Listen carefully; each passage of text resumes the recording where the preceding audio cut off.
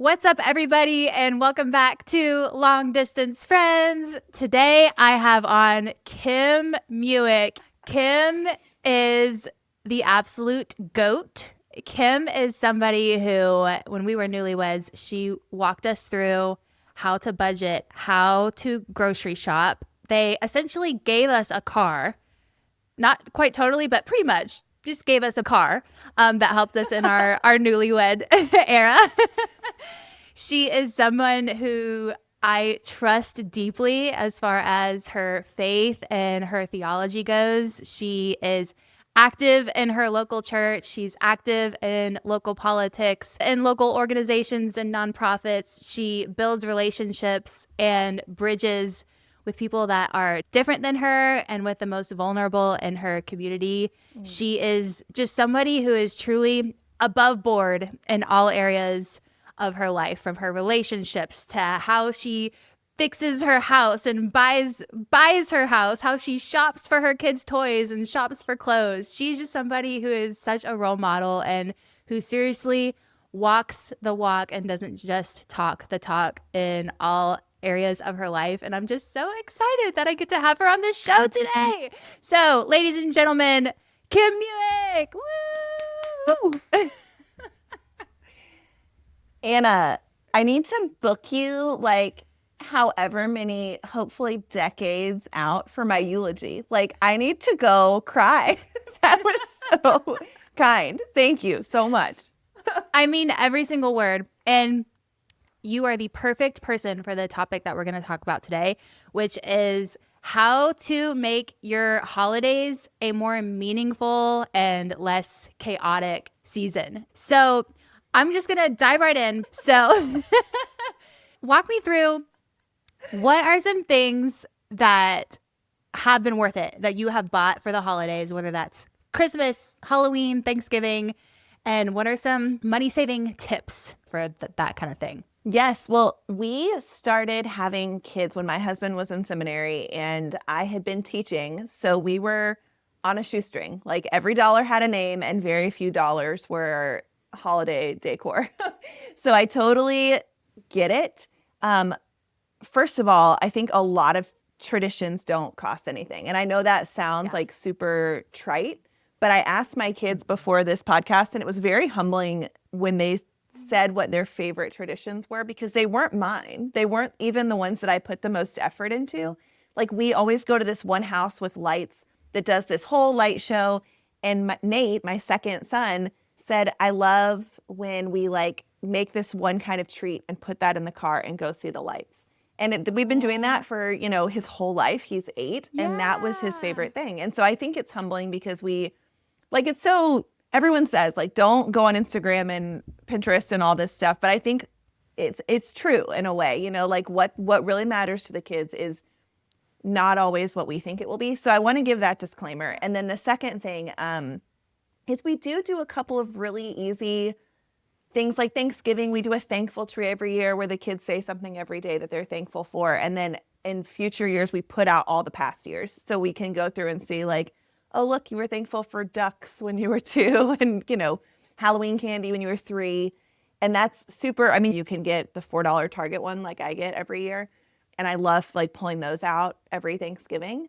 But I've had a friend one Thanksgiving where it was like she punched holes in little paper leaves and then like tied them to a branch, which was actually beautiful. And it was a beautiful like Thanksgiving centerpiece. Oh, and then fun. You could just like, if you did that just the week leading up to Thanksgiving or once a week, and then you would still like, you could keep just the papers. Yeah. And that would be like a wonderful thing that I think is grounding, definitely for the kids for sure. Yeah. Oh, that is so sweet. Yeah. Something to focus on the whole month, which I know we'll get into for Advent as well. Yeah. And it's just a small, simple thing that doesn't take a lot of time and it just adds up. That's really, really cool. Yeah. For Halloween, I did not do anything for years. And my kids begged me. And I was like, okay, we don't do scary. I don't like having lots of junk. I also do not like spending money. And I ordered this pack of like bats that have a glue dot on the back. And there was like thousands of them for $7. The kids put them all over the windows. And they were like, Mommy, thank you for the bats. Which win, just win. It was, half of a cent per bat. It was perfect. So that is our only Halloween besides the pumpkins that are still on the porch getting eaten by rodents. I love that so much. So in my family, after church growing up, we were also on a shoestring budget. My family lived on my mom's teacher salary for the most part.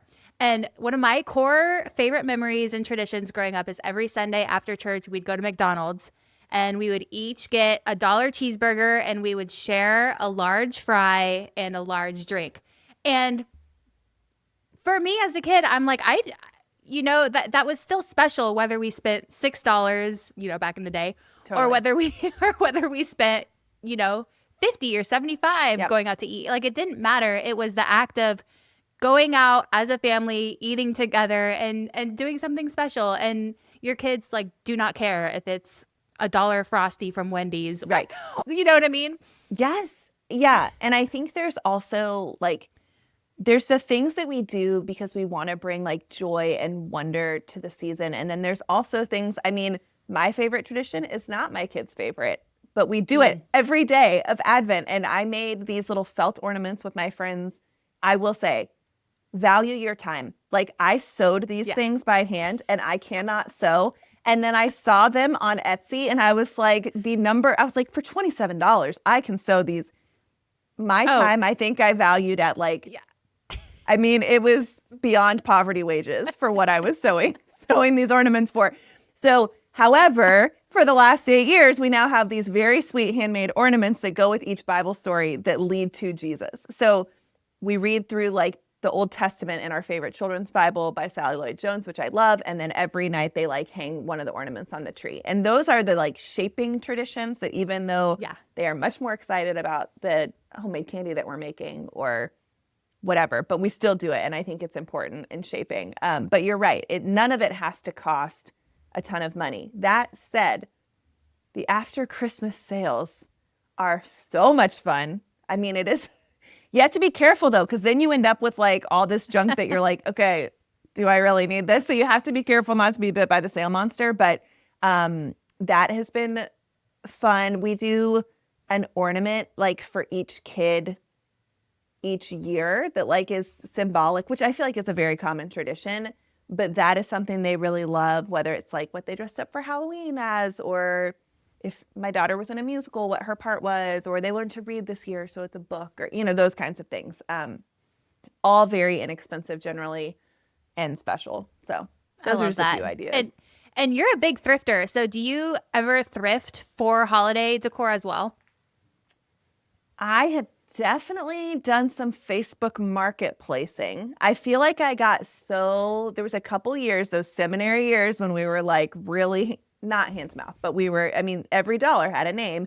And we also wanted to be generous, like you've talked about on the podcast during the holidays and not be blowing through things. And those years, I would literally go to Target at 8 a.m. when everything was 90% off after Christmas. And that was beyond even the thrifting.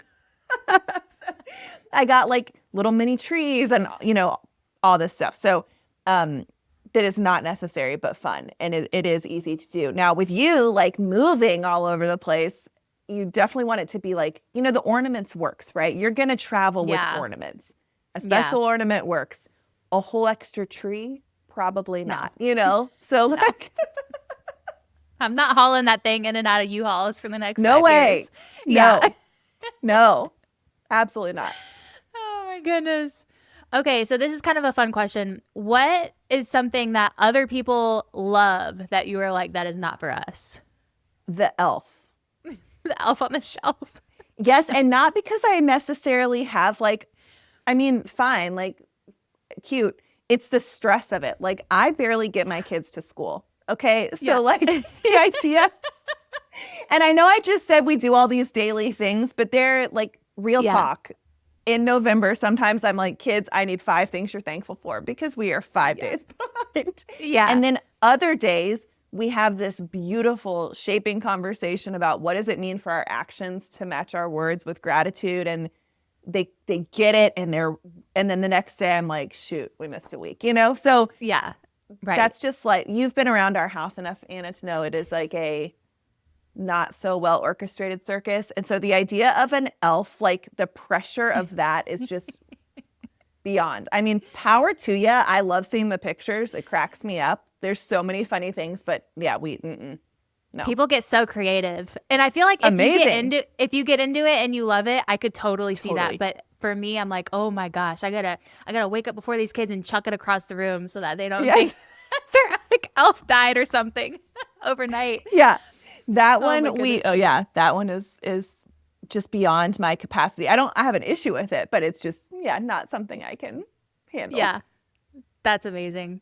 Okay, so we talked about Halloween, adhesive bats, super cheap, kids loved it. Thanksgiving, you had the thankfulness trees. Yes. There's Yes. so I'm sure, and you'll have to tell me, but I feel I want to make the holidays really special because I just love it and I love the meaning of Christmas and the meaning of Advent. I also really just love the fun of the Yes. holidays, and so it's a hard balance of like, oh my gosh, this goes by so quick, and there's such an opportunity to teach our kids about Advent and to teach our kids about Jesus. But there's also so many outside voices and outside activities and outside rhetoric about Santa and like, what is Christmas really about? And so I just think it's just this golden opportunity time to really dig in and to be like super intentional about it because of all of those things. Mm. And so I look up to you guys so much. I respect your family so much and just how intentional you are about things. And so when it comes to the Christmas season, and I know I'm sure it has not been perfect throughout the years, but what are some ways that you guys prioritize your faith over the holiday consumerism and busyness of the season? Yeah. Okay, so a couple like uber practical things from the beginning because I think this stuff is helpful. I Yeah. am not type A. Like, I don't even know if I'm type B. Like, my friends have to tell me, Kim, the kids are supposed to wear an orange shirt tomorrow. Like, please don't let them be your child, again, be the only one who doesn't have it. Like, I have an Yeah. army of women who run my life Love. for me. Okay, so like, I love that. let me just throw that out there before anybody feels any kind of pressure by what I say. Like, I need like seriously an army. Love However, that. when it comes to Christmas shopping, I try and have almost all of it done with like Black Friday being the end. And I don't shop in person Oh, genius.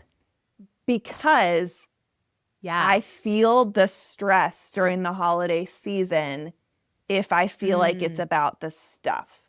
And so for me, that matters. Now, other people like who maybe have their lives together, maybe they can handle more. But for me, at least, like my kids, our parents, like teachers, all of that stuff, I try and have done before December starts. And that really Okay. takes some of the pressure away because that will crowd out everything else. Like the stuff Yeah. will crowd it out. So once, and I love doing sweet gifts for my kids. Like I was just, yeah, it's very sweet to think about. You know, it's fun. Ellie really wants, my daughter is she's 10 and now she can't listen to this podcast, but she really wants like an antique dollhouse, which we're not getting her an Aw. antique dollhouse, but I want to get her like a basic wooden one, either thrifted or at IKEA, and then all the stuff for her to do it herself. Like for her to Oh, wallpaper it and cute. her to paint it and her to do, like, I love thinking about that stuff. And I think she's Yeah. going to love it. But I try and get that done before December hits. We really lean into our community. We live in a small town. And so we have like a Christmas in Davidson where we live, which is a really sweet event.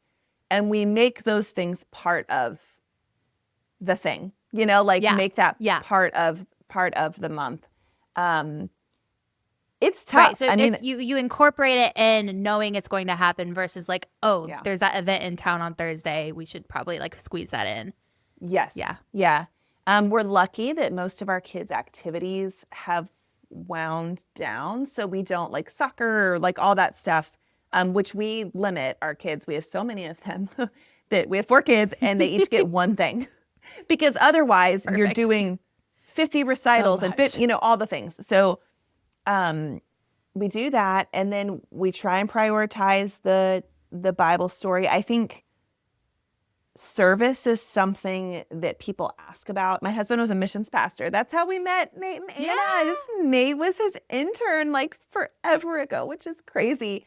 So people ask often about like, what does it look like to be engaged with your community and caring about the vulnerable around you while also doing all the things that need to get done. And we have been very privileged that we have a lot of people dear and close to our lives that live very differently than we do.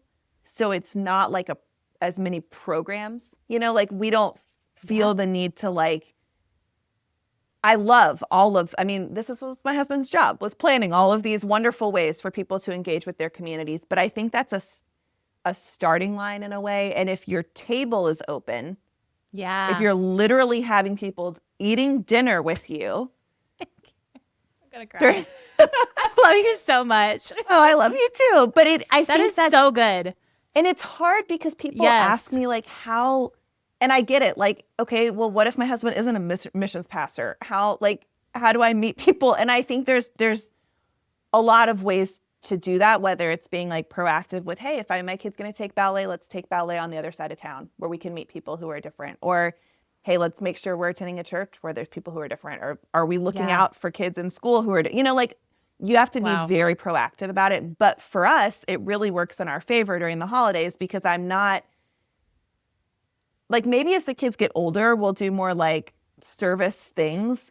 But it's more like, hey, people come alongside us in our life and we come alongside them in their life. And it doesn't necessarily have to feel like, hey, 6 times during the month of December, we're doing these like 6 service projects. And that's just how it works for us. And that is something, again, that I recognize we have been in a very unique position to have those kinds of relationships. But yeah, that also is like, it's not on the calendar, if that makes sense. It's not like one more thing to do. I am speechless. That was so good. I hope was so profound. No, I feel so like good. I need to have people come see a Wednesday morning in my house after hearing that because I know it can sound preachy and like I need you to come experience the chaos so you know how things really work around here. But that does matter a lot. So good. Yeah. So in other words, you're not manufacturing service. If your life is lived as a life of service, then you're just doing what you always do. So like, yeah. And I think it's like, I don't need to go find someone to bless with a gift. I already have people in my life who I am going to give them gifts because they're my friends and they come over for dinner, Yeah. And it's regularly. a real relationship. I think one thing, it's definitely true. And again, like there's so many wonderful service opportunities that I absolutely love and would plug, including like Room in the Inn and like all of these things that are really beautiful, wonderful things. Our church was just preparing for that today and I was proud of them. And there's so many wonderful things like that. But one of the things that I felt growing up, and my parents are incredibly generous and we did a lot of service, I only spent time with people who were different than me when I was serving them. Right.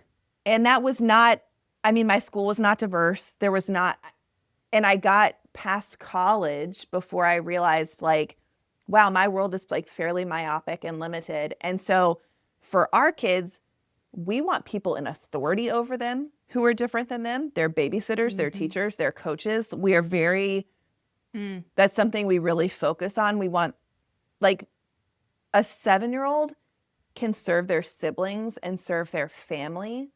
They should be friends, partners, equals with those who are different than them, not thinking that they're like, there's a power differential. Right.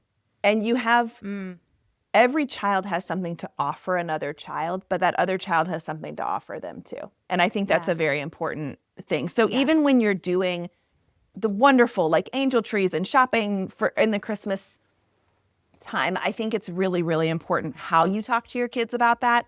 And it's not like, hey, these people really need us and don't you feel so sad for them? And or the poverty tourism thing where it's like, this is going to make you feel blessed. Like you've been a brat all month and now I want you to think about these poor kids so you're nicer to me and more grateful. Like that's not the right That's my edgy ex-missions pastor's wife voice, but that is not the right spirit, and that is not how Jesus came up close with people who were different than him. And for me, it has been extraordinarily humbling to come to relationships with my own need, and not just like from this position of I have so much to offer you, but also like I'm really struggling, and will you pray for me, and can I be vulnerable with you about something hard in my life, and will you help me parent? And will you, like, those kinds of conversations with people who have a different perspective and frankly a lot to offer. So I think that's especially true around the holidays. Oh, that is so good. That is so, so, so good. Okay, we are in that starting line position right now, having moved so much and being new to our community. And so something that I have on my vision board for the holidays is service projects. And we do have the thing at our church where you pick a kid off the tree and you go buy presents for them, and then you bring it back to church so that it's the Olive Branch is the organization. So what are some ways, or what's some language that I could be using maybe when we are shopping for that kid in need, or we are serving at a soup kitchen or something, to where it's not like, oh, these poor people, we're going to go help these poor people kind of thing, like that white savior complex. Yes. So this came up. One of my friends is this amazing Girl Scout leader and leads my daughter's Girl Scout troop. And they were packing bags of food, which is with this amazing organization in our town, Bags of Hope. I think it's everywhere. So the girls were doing this. And Ellie, my daughter, knows that there are kids in her class who have received these bags. And Ellie was very concerned that the labels were very obvious, and it was obvious which kids were getting the bags. And it was this. Oh, yeah. So we had all of these conversations about it. And what I told Ellie is, do you remember when your baby brother Caleb was born? And do you remember what a mess I was? And do you remember what people brought me? And she was like, they brought food. And I said, do you remember how I was just not sleeping, and there were a bunch of babies, and the community came around me and came around our family and gave us what we needed and loved us and were the village that we needed. And all of those nights that I was able to give you guys this delicious home-cooked meal, and I felt so good about it because the community came together when I had a need. And that's what communities do. Like, that's what families do. And so I think anytime you can find a way to say, do you remember that time when you had a need? Do you remember that time, like, when you were vulnerable? And I think, when we think about the story of the Good Samaritan, Jesus flipped that. Like, if you know about the history of the people groups in that time, he flipped it. Like, it was unexpected who was the one in need, and like, there was just a lot happening in that story. And I think it's really important that we model that for our kids. Like, hey, do you remember when you were weak and in need? Like, we all need each other. We all need each other.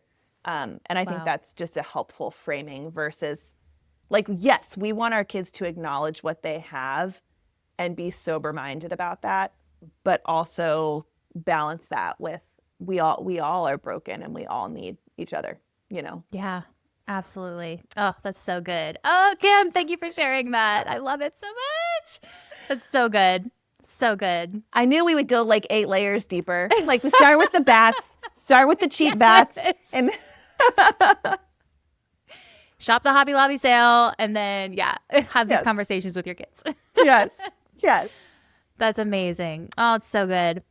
Okay, so what do you do for presents with the kids? Okay. What is your philosophy? How do you talk to them about it? Tell me everything. So and Anna and I have laughed really hard about this because, again, I care about this like 0%. In our family, we do not do Santa. If my husband wanted to do Santa, we'd probably do Santa. Like, this is his thing. He doesn't love Santa. He is like a honest to no matter what. So he has a hard time with the imaginative part of it. I think lying to your kids is a great privilege of parenting. So I'm not as worried about that.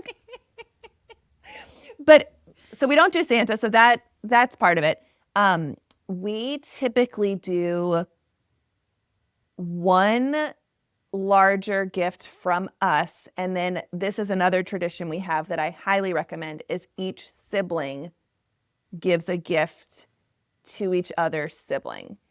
Cute. And sometimes we let that be the really cool one. So Oh, like okay. Yeah. Nate really wanted a leaf blower one year and Ellie got to give him the leaf blower. That's amazing. Which is great because it doubled as a chore. But that has been a really, like, they start talking about it, weeks, months in advance. And they're like, you're never going to guess what I'm giving you for Christmas. And like, one time Nate got Ellie a bead set and we got a little container to hold them all. And he sorted all the beads into the little containers for her. And I think that is a really sweet thing. So for those keeping track at home, when you have 4 kids and each sibling is getting in our family, those are not they're not inexpensive. I mean, they're not necessarily expensive, but they're like significant gifts. We want them to be very excited about their sibling, what their sibling has picked out for them. When they get older, we may transition to that being something they spend their own money on. Our kids just have no money. They're little. Yeah. Which is something we should probably work on. But teaching them to budget. I'll go listen to your podcast, Anna, on budgeting, and then maybe we'll change that up. But no. I learned the good things that I do. I learned from you, and then there's some things that I'm still working on. So which you don't have to take credit for. No, I'll take stars. all the blame. But I think the sibling, because there are 4 of them, that's 4 gifts from our family, and then they have 2 sets of grandparents who love giving them Christmas gifts, and then aunts and uncles, and each of our kids has a set of godparents. And so it does pretty quickly adds up when you have, and then you multiply it by 4, and the kids get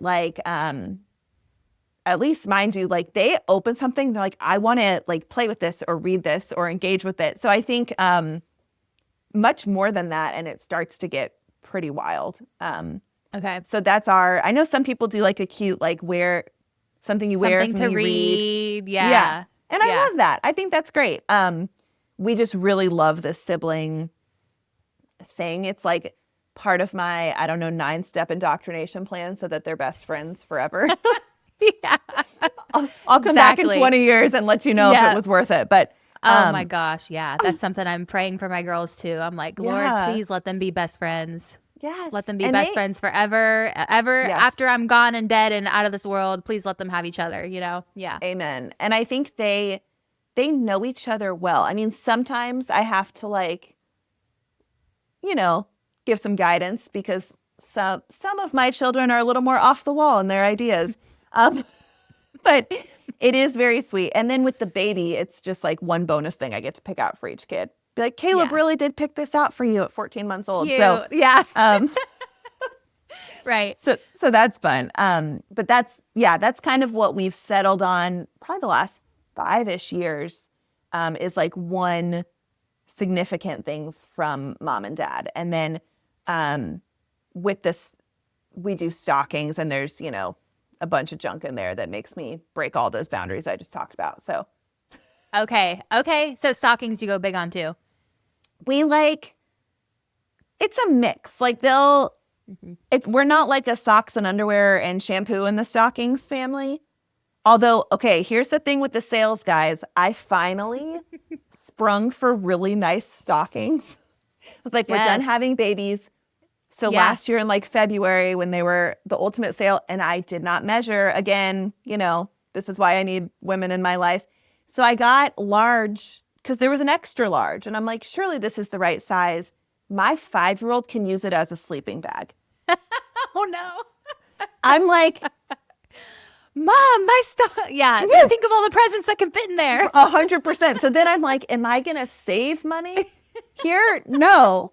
No, I'm not. Right. So now it's going to be like a sweatshirt and a board game and everybody's stocking. Oh, that's cute. And you guys are big into games. That's fun. Yeah. Oh, so I don't know. We'll have to figure something out with these sleeping bags that are going to be hanging off our mantle. But that's great. Oh man, guys, measure. Yeah. That's awesome. Okay, budgeting question. Yeah. So, are you a family that has money set aside throughout the year? Like you just sort of have a separate account that you're adding money to for Christmas, or like how are you thinking about this throughout the year, Yeah. or do you not really have to do that much? When I would say like so Ann and I have been married, gosh, how many years now? 16 years. And so the early years with kids, when we were in graduate school and it was just a very tight time, we had a monthly gift budget that was also like Christmas. Yeah. So it kind of like flowed. We didn't need all of that each other month.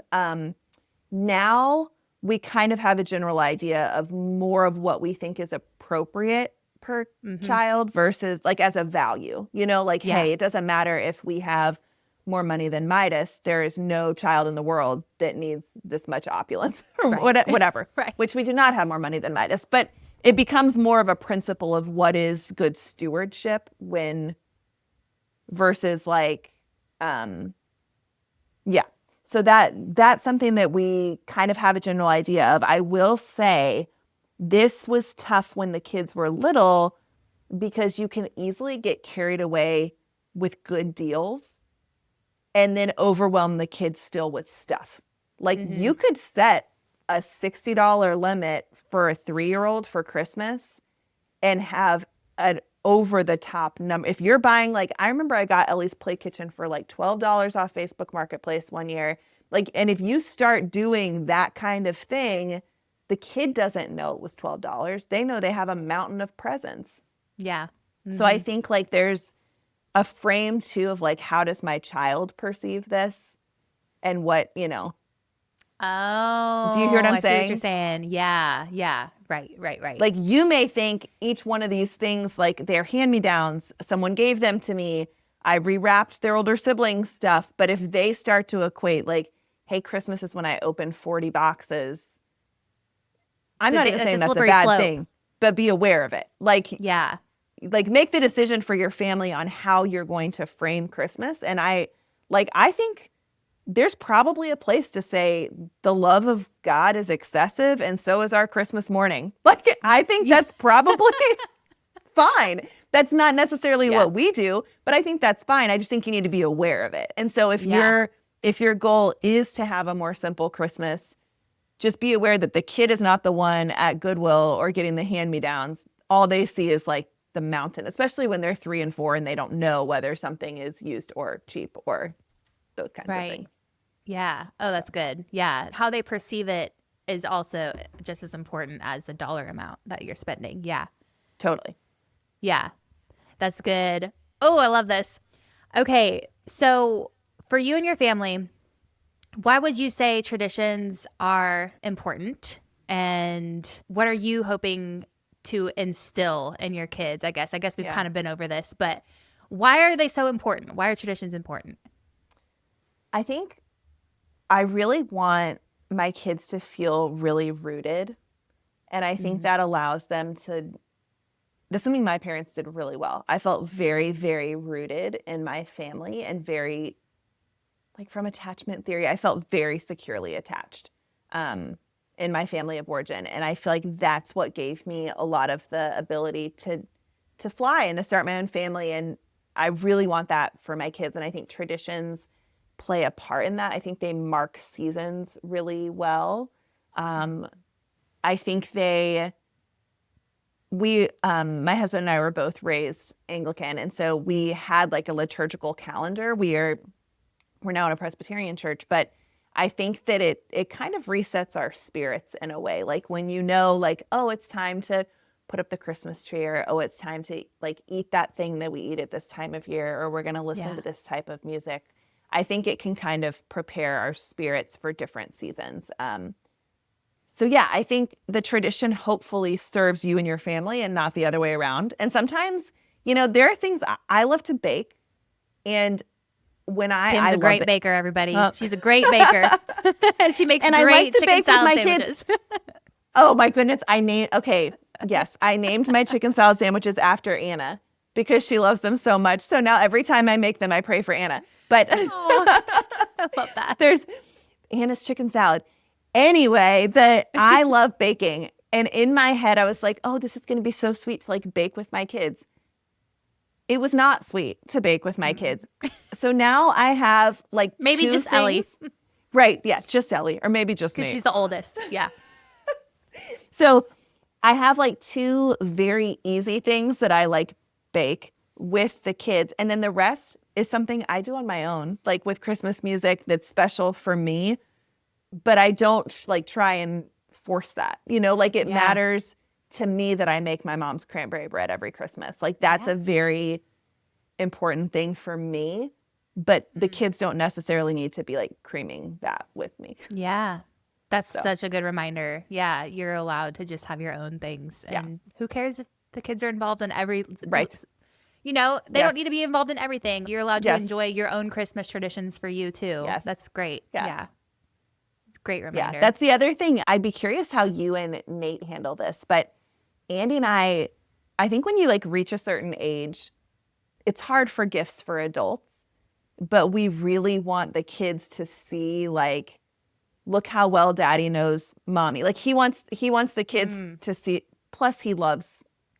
It's funny, when we got married, Andy was like not big into gifts, and now he's like really into it. He told me today, he was like, I found you something for Christmas. And I was like, what? It's November. So I think there's some good values in that, but also it can just get out of control. So do you and Nate exchange gifts at Christmas? We don't. No? Okay. No.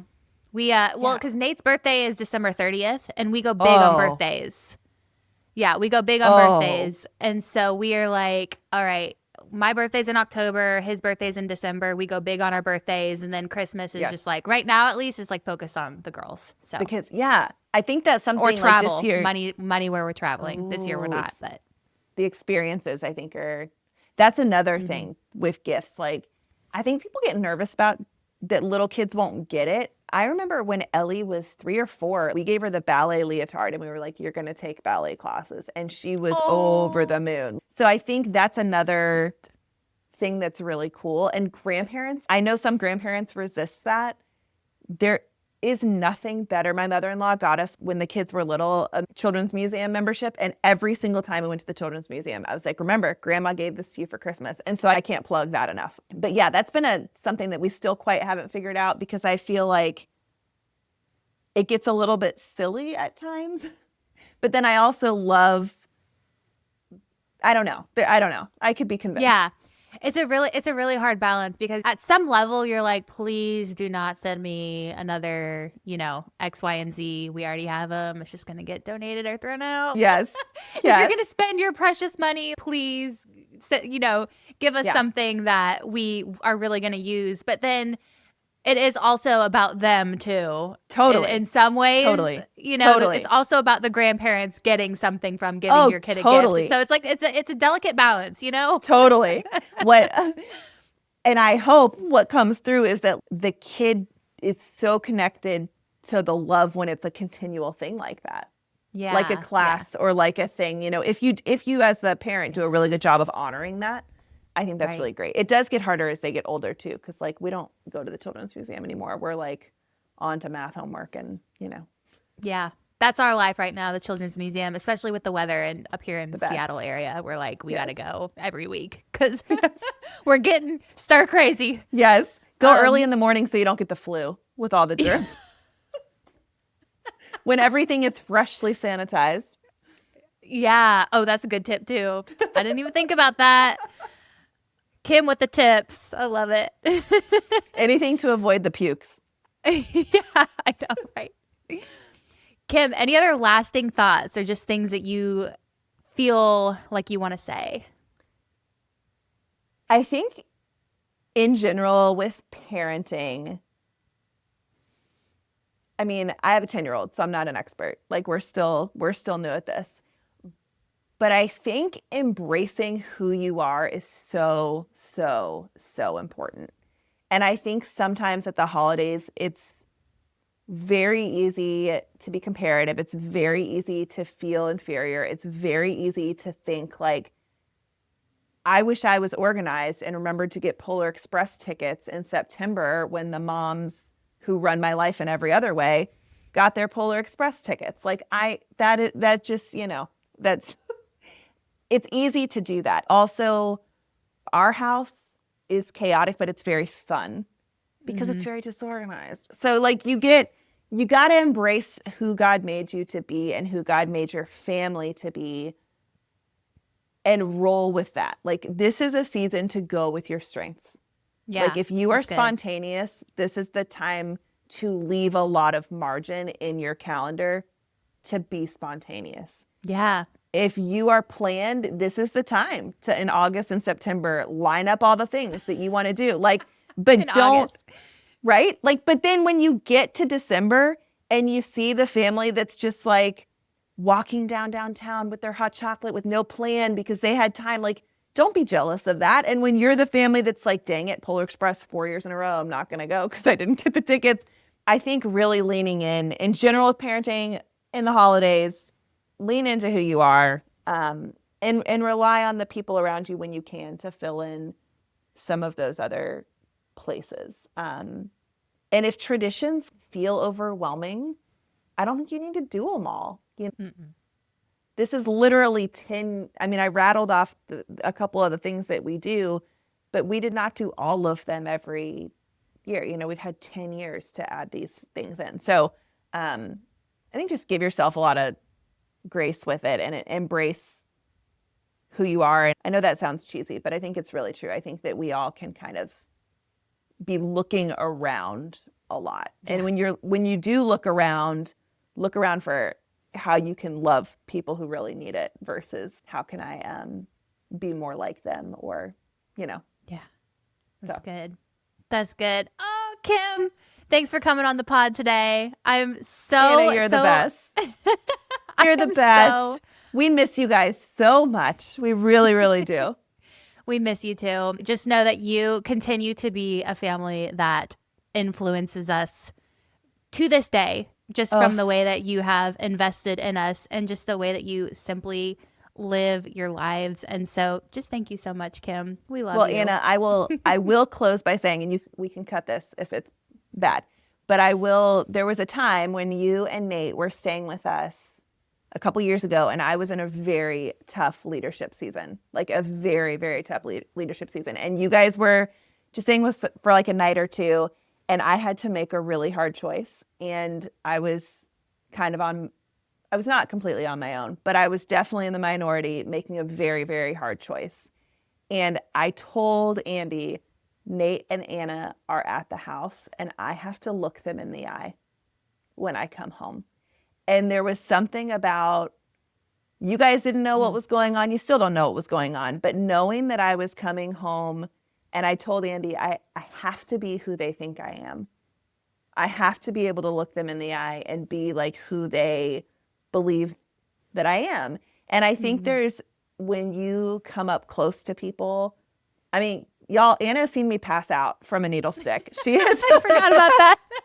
I'm sure you have witnessed some fights between Andy and I. I'm sure, I don't even know the things that you guys have witnessed. I mean, certainly some like certain weeks of premarital counseling where I hid behind the binder and Andy like took over, like there was just, when you come up close to people, there is a beauty that comes with that. And it's very empowering. And you and Nate have been that for us. And we admire you and we love the way you're living and the way you're raising your girls. And we're cheering you on.